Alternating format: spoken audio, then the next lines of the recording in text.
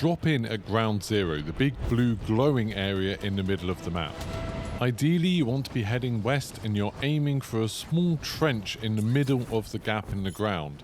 That'll lead you through to 2 double doors. You can run through here and then turn left. That's going to take you up to the area where the secret lab is. Now turn right and you'll see on the right hand side of the room there's a crate propping open a kind of blast door. Hop through here and then in the next room the water is completely and utterly electrified. So you want to be jumping across the jumping puzzle here to activate 3 switches. You can see one's on the right as I go in, one is just across there, and one is on the far wall. I'm going to do this in reverse just to show you how they all activate. Interact with each one, it will turn green. It is on a timer, but it's very generous, so you have a lot of time to do this. So I've activated one, now I jump across to the other one. Don't fall in the water, it will kill you after a couple of seconds. Once you've activated the 3rd switch, they're all green, you'll get the hazardous bonus, and that will turn off the electricity into the room. Now the next thing you need to do is to swim underwater through this secret tunnel. I've increased the brightness in the game a little bit so you can see it. It is fairly easy to see if you look for that diagonal yellow beam. Swim through the tunnel, it's not very far, and you'll emerge in this small room where there's a little bit of loot. And then if you go up those stairs that you just saw, that's going to take you through to the secret laboratory where the ray gun is. Sometimes, for whatever reason, the ray gun doesn't spawn, and it doesn't spawn in the ranked mode. But when you get into this laboratory, everybody on your squad will unlock a special emblem. For the throne room vault, you're going to want to head to the throne room first. This is in the keep. You want to land inside the courtyard, and then you're looking for those big double doors at the northeast side of the courtyard. This is the throne room, and inside the throne room, you want to interact with the torches on either side of the throne. You can just walk up to them and press the interact button, and that will light them. Then you need to sit on the throne by jumping on top of it and pressing crouch, and that will open your way down to the vault.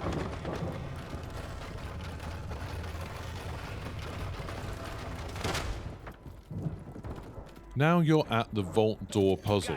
On the vault door there are 8 circles, and these represent the different torches around the room. So there's 2 either side of the vault door, you can see one's lit on the right there, and then there are 2 on each of the other walls.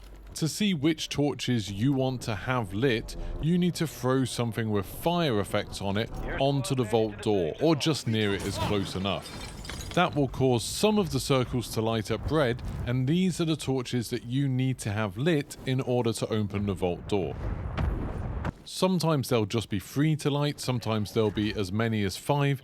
It's random and it changes every game, so you can't just use the ones from this video. Once you have them all lit, you can step on a slightly raised square on the ground, and this will open the vault door and your way into the vault. If you're playing a normal game, there'll be 2 loadout crates in there. If you're playing on ranked, there'll just be 1, but there will be a bunch of other loot, and everybody on your squad when you do this will get a special weapon decal. There is also a hidden exit at the back, so just at the top right there, that will take you to a rope, and if you go up there, that will take you to the library in the keep. So if somebody is watching the entrance where you came in by, you can still get out safely. For the bank vault Easter egg, you want to land in the town, and first of all, you're looking for 3 drills. They're always outside, some of them are on these kind of rooftop balconies, some of them are in alleyways. With your team, work together to try and find 3 electric drills. Then you want to make your way over to the bank. So this is on the northeast side of the town, so you can kind of run through these alleyways and you might find another drill on your way. In this game, my team found the other 2 drills. Like I said, they're dotted around in alleyways and sometimes on the rooftop balconies. Then you can hop into this room, jump through the cubicle, and under the desk there's a button to open up the vault. Just interact with that. It takes a bit of messing forwards and backwards to get it. That will set off an alarm and open up the vault. Now, between your team, if you've got all 3 drills, you can interact with all of the different safety lockboxes. The drills will open them up and you'll get a little bit of gold. Sometimes you get like a gas mask or a kill streak from it.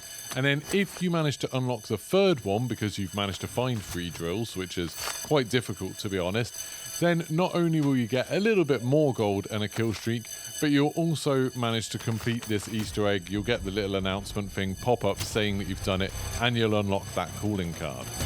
For the cursed skull, you want to land at this tower that's at the southwest of the map. And first of all, you're looking to not only get some decent weapons and some armor, maybe some kill streaks and things like that would be really good, but you also need some kind of explosive weapon. We've managed to do this with Semtex, a rocket launcher, Even a Molotov will actually work, like fire effects will work as well. Just anything that you can break some wooden boards open with, which I know isn't really a mechanic that's in Warzone that much, but for this you're going to have to destroy a kind of fake wall. When I open this box, I managed to find a rocket launcher, a peeler. That's going to do it. Now head into the tower and look up alongside the ladder. There's these kind of boards that look a bit different. Blow those up and you'll be able to hop in there and grab the skull. It does disappear, so grab it quickly. Now you'll be teleported to somewhere else in the map. Don't worry, you don't have a parachute, you'll just kind of cause an explosion when you land, and in your inventory the skull will have a number next to it. You now can't drop this skull until you've got that many kills. It always seems to be 5, but when this map first went live we did see it at 3 for some reason. I think it's now permanently at 5. You now have to get 5 kills. The souls of the enemies that you kill will kind of wisp towards you. It does count if somebody else downs the enemy and then you just finish them off. Even though you don't get a kill in the game, it will count towards this skull. The whole time you're doing this, you'll have this kind of purple haze around you that other enemies will be able to see, and they'll be able to track you with it. So it's worth being a little bit more aggressive and maybe not trying to run away too much. When you get the 5th and final kill with the cursed skull, you'll get a little award saying that you've managed to break the curse. So something will pop up saying curse broken, and then a box will drop, a crate will drop with a big skull on it. If you open up the box, inside you'll find a Wonder Waff as well as a couple of other things like some money, but the Wonder Waff is a guaranteed drop in this. You only get 15 pieces of ammo, and I think it's pretty terrible. It's like firing an electroshock stick. It takes ages to reload and the fire rate is really slow, but it's a fun thing to mess around with in Warzone. For the Zarkour Easter egg, you want to land at Winery and you're heading for this tower, not the main building. On top of it you'll see a white flag, and this is what you interact with to start the Zarkour challenge.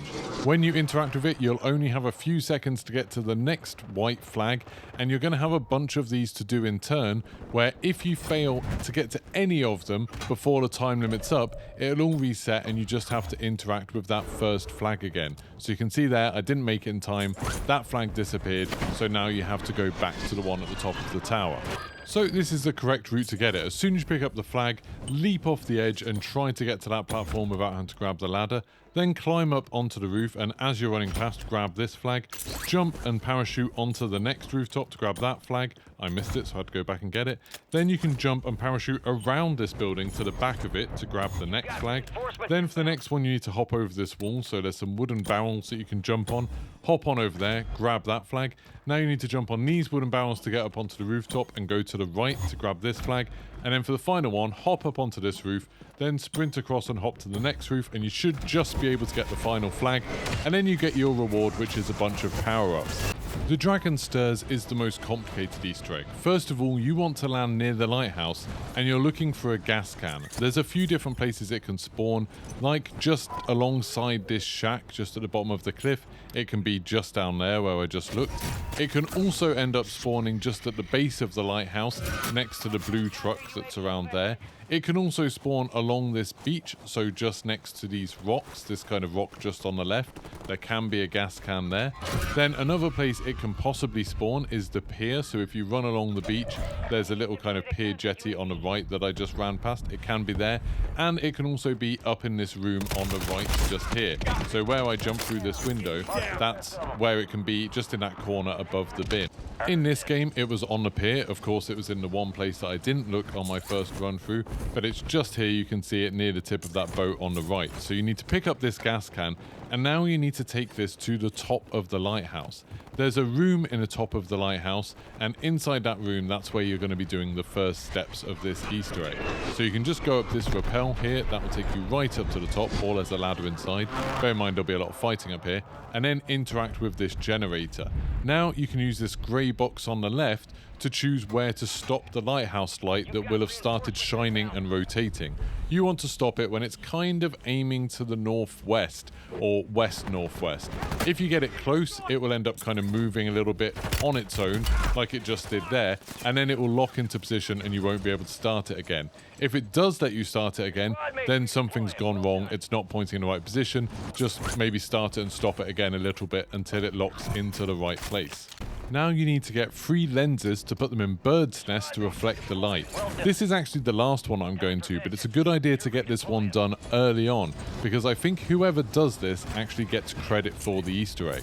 So you just need to melee these binoculars, and it is these particular ones, to pick up the mysterious item, which is like a lens or a mirror, and then you can fly over here and climb on top of the church in order to put it in the nest. So if you climb up this trellis and then run over here and climb up the ladder, that will take you up to the roof of the church, and then you can just go and interact with the nest at the end of the roof, and that will place the lens there, and that one's done now. Nobody can mess with it. All of these are quite dangerous. They're in kind of hot spots, and if somebody kills you, the item will just drop on the ground as loot. So you need to either pick it up from your body, or if an enemy picked it up, you need to go chase them down and kill them to get it back. But now we're going to head on over to the winery. The next nest is on top of the main building of winery, and the next lens is just here near this kind of ruined tower. So if you go through the ruined tower, you'll see the binoculars just there pointing towards the lighthouse, and you can just melee this just like you did for the other one, and then another mysterious item will pop out. Now I actually get killed by someone that pops out of the winery here, but thankfully they didn't pick up the mysterious item, so I could just go back and get it. So like I said, if the enemy didn't pick it up, then you should just be able to go back down to where your body is, find a mysterious item, mine's just there, and then you can climb up this trellis to get on top of the winery super easily, and then you need to climb up another trellis, and then you just run to the right all the way to the end, and you'll find the next nest, and you can place the lens there. So for the final lens, you want to go near the radio tower. If you go up this rappel on the kind of west side of the radio tower, you'll find the binoculars just here, looking out towards Overlook.